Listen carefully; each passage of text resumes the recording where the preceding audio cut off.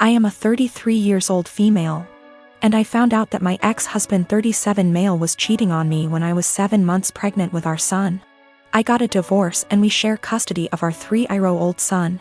My ex-husband's girlfriend tried to get involved in my parenting several times.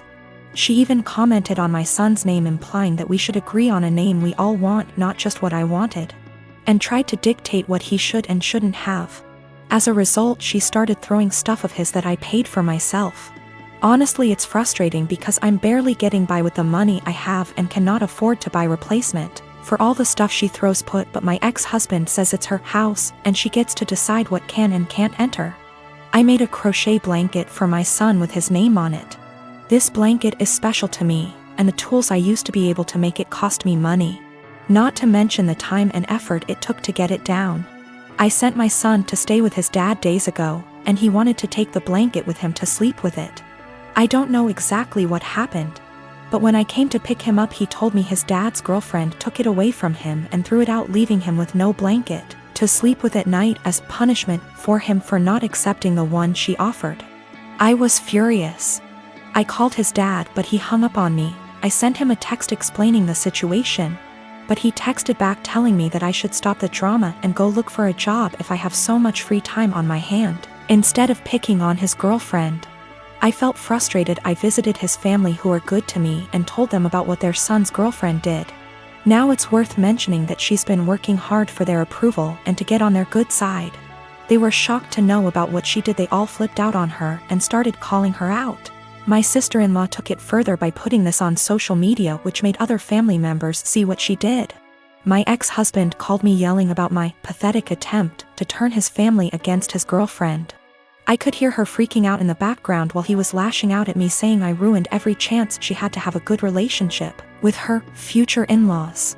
I hung up and felt absolutely horrible, even though I was just venting to his family about what happened and felt frustrated.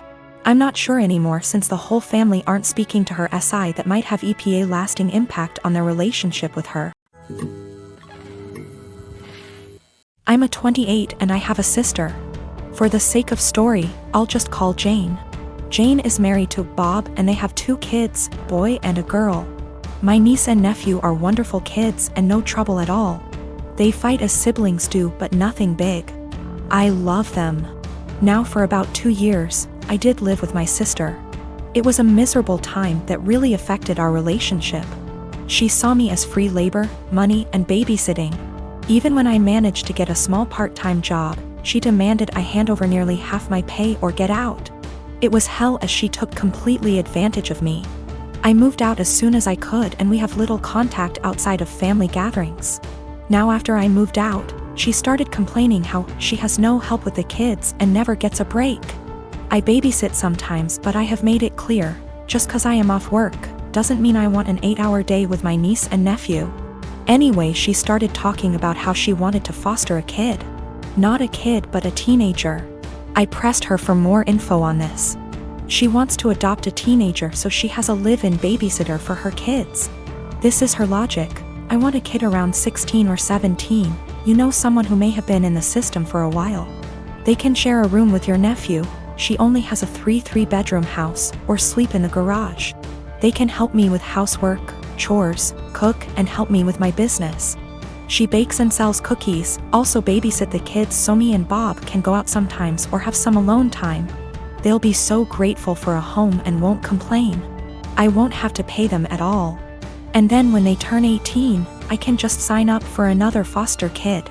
A teenager will be so much easier than a little kid. They will be grateful just to have a roof, food, siblings if they have been separated from their real ones, and clothes. I was horrified. Told her it was a horrible idea. She didn't listen to me. She went on with it anyway. About a month ago, a social worker showed up at my apartment to ask me some questions about my sister. She had put me down as a character witness or something like that.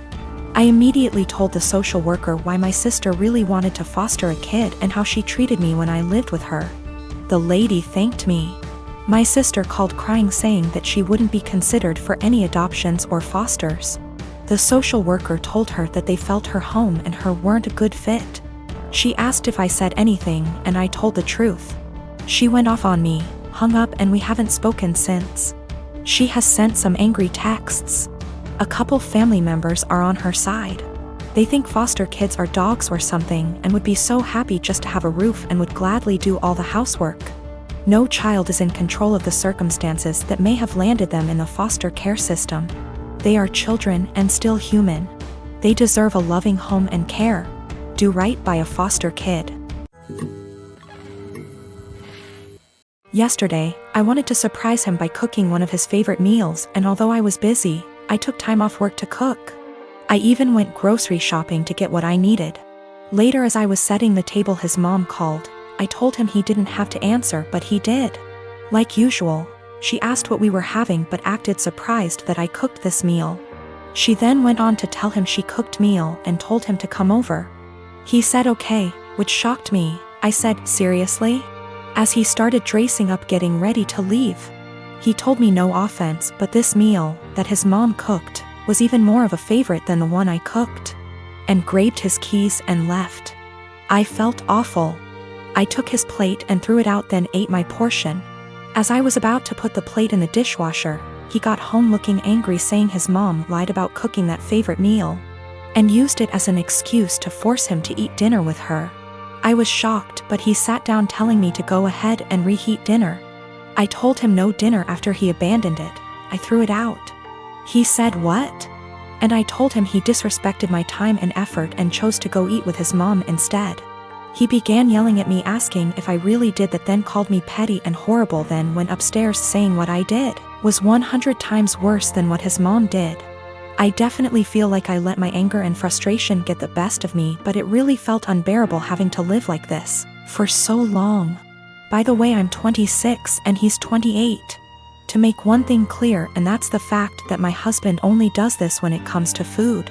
He lived with his mom, attended community college, and loved and still loves her food and is used to it. She gave me recipes to make and I try to do that, but he keeps switching homes just to eat what he feels like. I will be sitting down with my husband soon. After he breaks the silence, I'm just giving him the space he said he wanted. I will also be pushing for couples counseling, although he's always been against it, but we'll see how things go. I'm not gonna lie, I still feel upset and like my efforts aren't being appreciated. His mom is definitely onto something with her little upsetting stunts. I realize how important boundaries are, but also realize how enforcing can be difficult. I'm hoping and praying that we will tackle this issue so that our marriage won't suffer. But if he's still somehow unable to do his part, then that's on him, and I'm no longer willing to go through similar stuff and just take it. My boyfriend and I have been together about a year, and when our city implemented lockdown for the virus, he decided to quarantine with me at my apartment, as I live alone and have a nicer apartment and he has several roommates. Mostly it has been going well, and thankfully we both still have jobs. Except in the first few weeks I started noticing that the bathroom floor was suddenly always wet around the toilet. The sink is across the room from the toilet, so it's unlikely to be from the sink. At first I thought it might be water, but soon realized that it was definitely pee. I asked boyfriend about it nicely, and he apologized and said sometimes he has bad aim. I asked him to try a little harder and he said sure. The floor continued to be frequently spattered with piss. And a few weeks later I confronted him about it again, because I think it's pretty gross to step in his pee several times a week. And it seems like an easy thing to fix. If he misses the toilet, I think the very least he could do is make sure to wipe it up with toilet paper or a Clorox wipe. The cleaning supplies even live in a cabinet directly over the toilet. He said sure, sorry, he would try to remember to do that. Another week has passed, and while maybe he's doing this sometimes, I've continued to step in splatters of his pee and wipe it off the floor and clean the floor several times a week. I thought about asking him to just pee into the bathtub or something instead, because I don't understand how you can pee on the floor by accident so often and not notice and not clean it up.